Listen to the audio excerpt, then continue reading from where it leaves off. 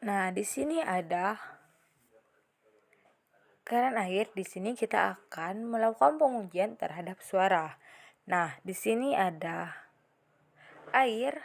Lalu kita akan menggunakan mode slow untuk melihat dengan nyaman gitu kan frekuensi dan amplitudo yang dihasilkan oleh air. Nah, kita lihat tuh. Lalu kita lihat gelombang yang dihasilkannya semakin besar ya. Nah, tuh. Bisa kita ulang.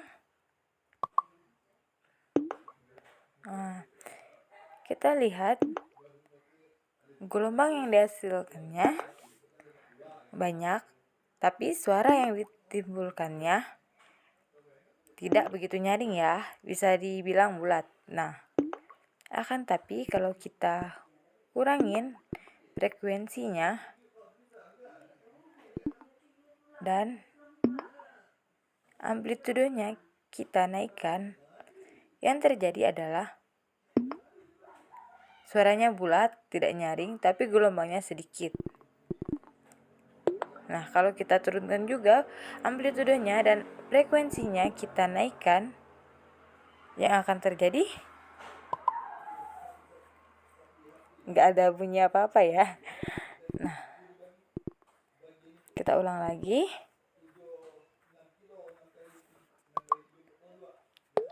Nah,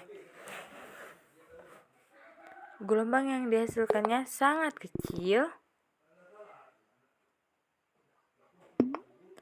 Suaranya tidak begitu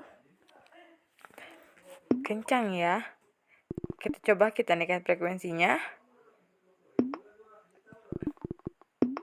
Dan nah, suaranya akan terdengar lebih nyaring ya.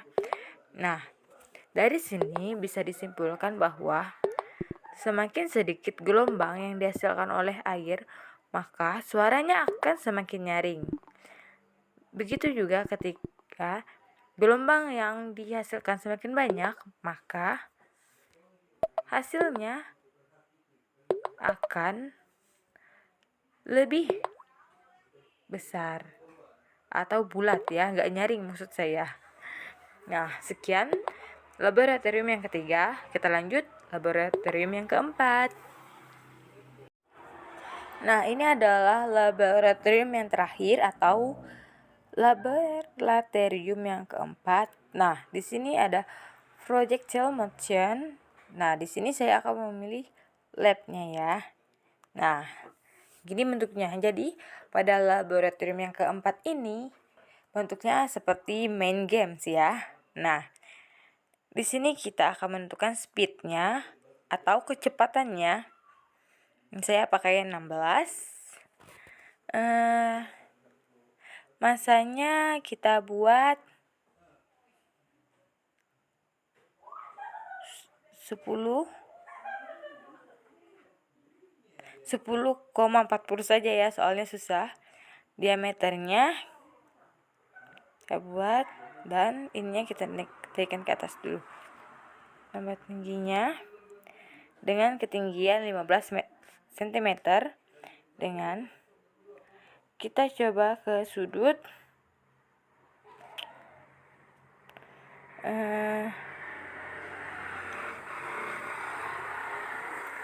sudutnya ini ya. Kita lihat gerakan gravitasinya kita ubah menjadi 13 dengan diameter 0,65. Lah, kita lihat sudutnya kita ubah ke 15. Nah, kita lihat apa yang akan terjadi.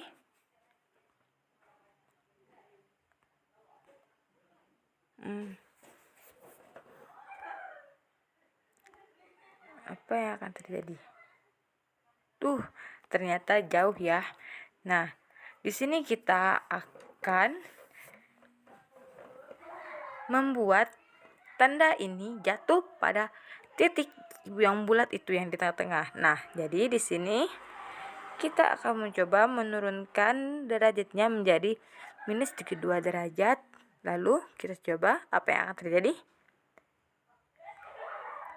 Agak berubah.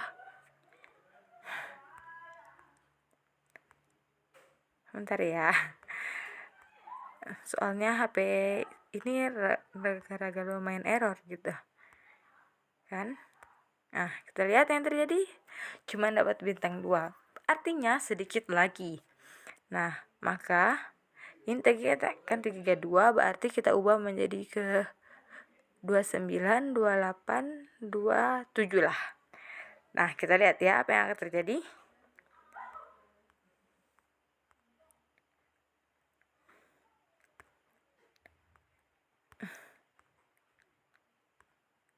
Kita lihat yang akan terjadi. Cuma dapat 1 dong bintangnya. Lah, gak apa-apa, jangan nyerah. Nih, kita ubah lagi, tadi 26 berarti sekitar 29 ya. Kita cek apa yang akan terjadi. Ya, berarti pas di tepat sasaran. Artinya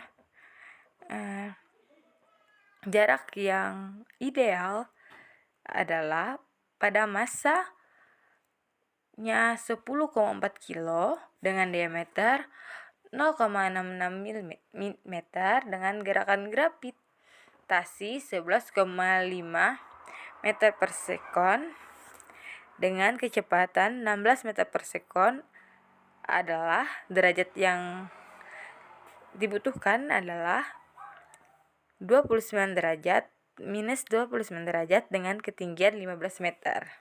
Nah, baiklah, sekian saja video pembelajaran dari saya. Mohon maaf bila ada kesalahan dan kesalahan kata. Itu datangnya dari saya, yang baiknya datang dari Allah Subhanahu wa taala. Saya akhiri, wabillahi taufik wal hidayah. Wassalamualaikum warahmatullahi wabarakatuh. Semoga membantu.